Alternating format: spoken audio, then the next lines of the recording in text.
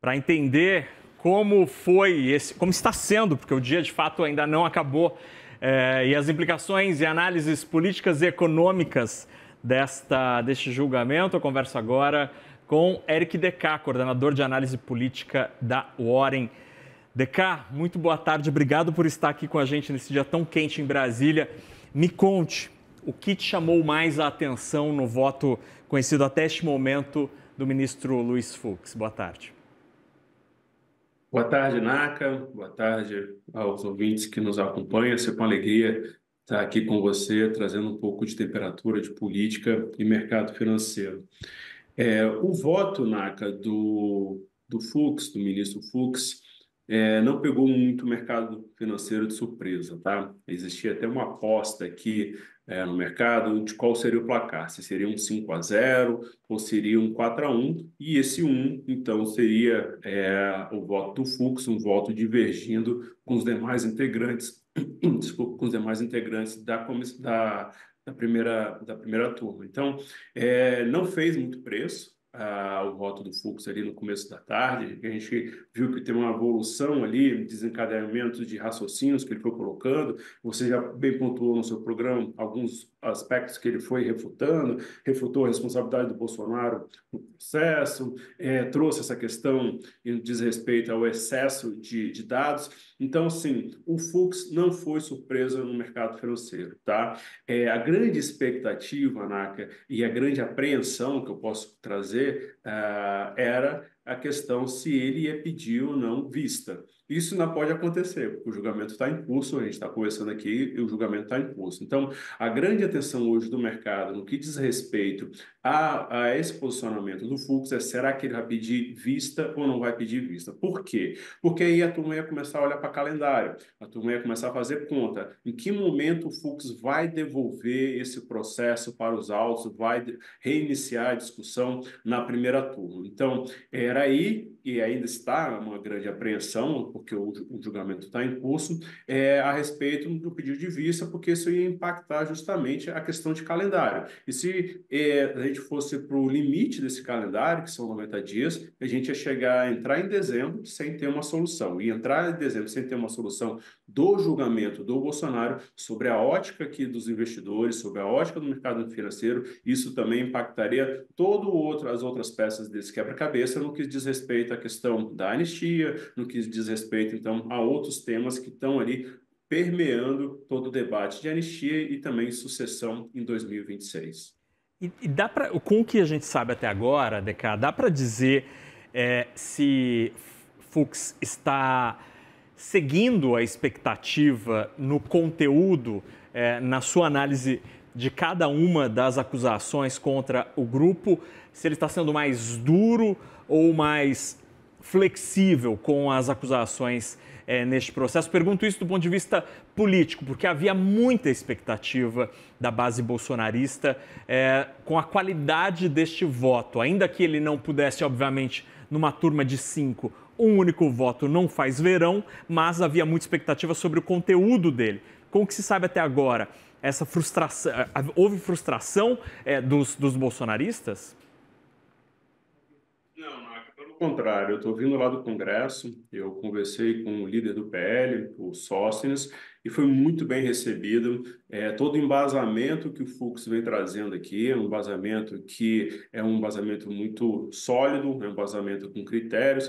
Essa questão que você trouxe em tela anteriormente de ter, não sei, acho que são 7 terabytes de conteúdo e pouco tempo para análise, isso foi comentado hoje nas comissões lá entre alguns integrantes do PL, nesse sentido de que como é que vai se defender se não teve tempo nem acesso a todo o material. E aí também chama um pouco a atenção, porque a expectativa agora ali dentro do Congresso é um pouco, Naka, para a semana que vem, tá? A turma foi muito bem-vindo o voto, foi um voto bem construído. Eu acredito que isso vai ter outros desdobramentos, seja no discurso ou seja nos embargos, porque fechado, concluído esse processo amanhã, dentro dessa realidade que do dia 12, sexta-feira, a gente vai então, perdão, amanhã não, sexta-feira, a gente vai então para o momento de embargos. Então, os embargos vão servir aí para justamente alimentar esse debate do que realmente alguns dos ministros quiseram colocar durante o julgamento. Porque o embargo serve só para isso, só para esclarecer o que o ministro realmente disse. E esse embasamento que o Fux está trazendo, com certeza vai ser utilizado também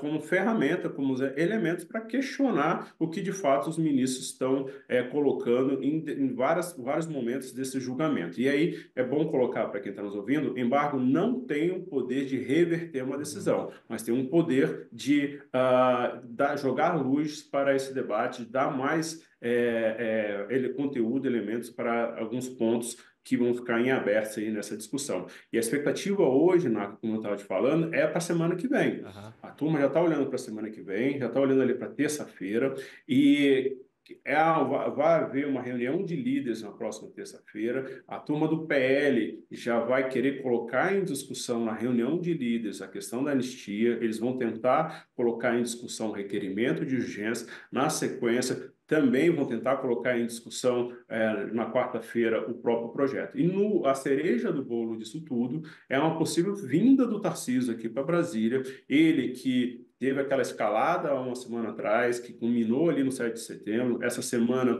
ele meio que saiu dos holofotes, deve voltar a Brasília na semana que vem para se movimentar nesse sentido de pressionar pela anistia. Aí a turma do mercado financeiro está olhando com muita atenção, tá, Naka? Porque o desfecho do julgamento vai ser importante, como eu disse para vocês, se for no dia 12, isso vai ser importante para o mercado financeiro, que eles vão começar a olhar para o calendário e começar a tentar encaixar as peças de quando que isso vai terminar. E se a gente chegar na próxima semana e se avançar essa discussão da anistia, então essas peças vão se encaixando, olhando já para um horizonte de final do ano. É aí que está a grande questão do mercado financeiro. O mercado financeiro está muito atento a esse calendário, a esse encaixe de peças. E as próximas peças que a gente está aqui vislumbrando é essa reunião de líderes, aonde o PL vai levar essa discussão para dentro ali da discussão com as demais bancadas. E nessa conversa que você teve hoje no Congresso, DK, como é que está o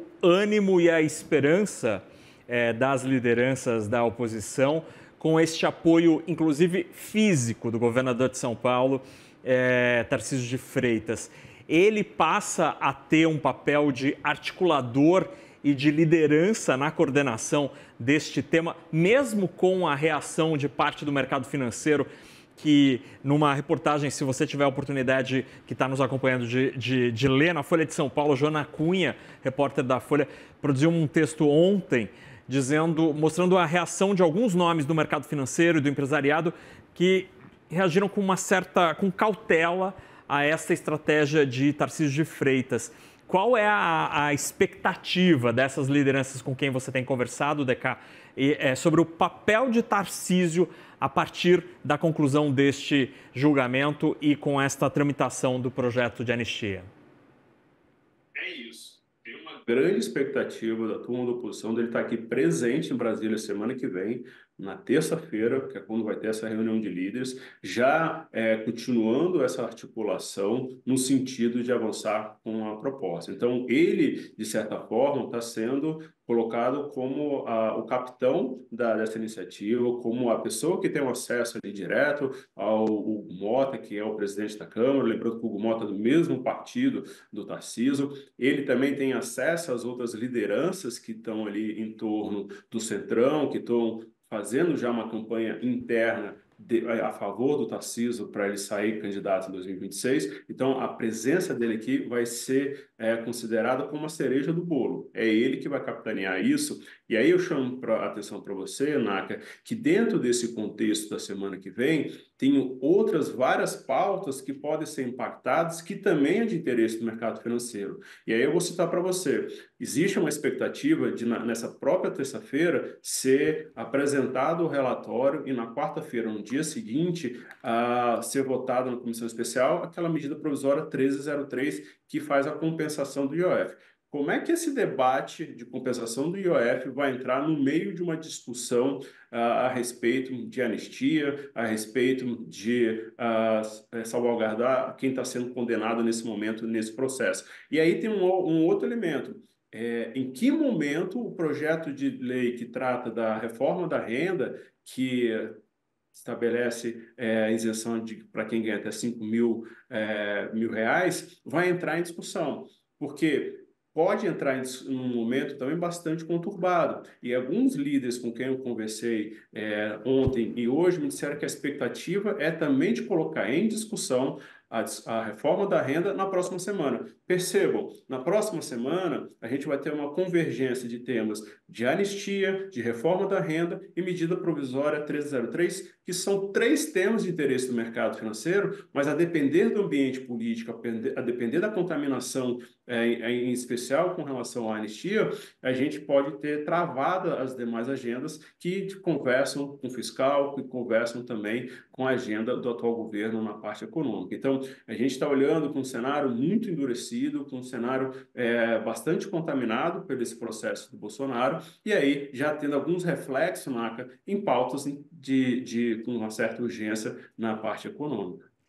A decisão diante da mesa da Câmara e do Senado com 3 temas tão importantes e tão diversos assim, obviamente cabe à mesa das 2 casas, mas o que vai impor o espírito do Congresso Nacional é um pouco a maneira com que o Supremo vai concluir essa votação, com a pena, eventualmente, se de fato o grupo for condenado. O que deve criar este ambiente e que vai definir qual será a prioridade para Algo Mota e para Alcolumbre?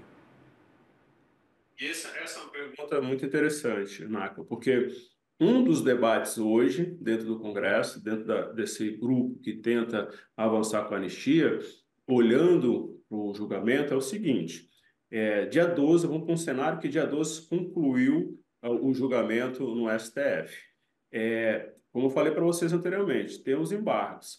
A questão que se coloca é: vamos esperar os embargos ou não? Porque os embargos podem revisitar uma decisão de um dos ministros, explicando, jogando luz sobre uma decisão do ministro. Vai que essa explicação afeta justamente um dos artigos que a anistia está trazendo, um dos artigos que o projeto está trazendo. Então, o Congresso teria que revisitar também essa discussão da anistia. Então, há uma dúvida do time para a discussão da anistia nesse sentido, de que já vamos começar neste momento, na próxima semana, a discussão da anistia sem esperar os embargos, ou não? Vamos esperar o transitado em julgado para só depois disso, quando a gente tiver tudo definido, o que cada ministro disse, o que cada ministro trouxe de elementos, a partir disso a gente então construir uma proposta. Então, há essa dúvida também, que tem que ser colocada, e não tem resposta ainda no dia de hoje. Pela conversa que eu tive com algumas lideranças, existe esse receio de avançar com um projeto de anistia antes do transitado do julgado.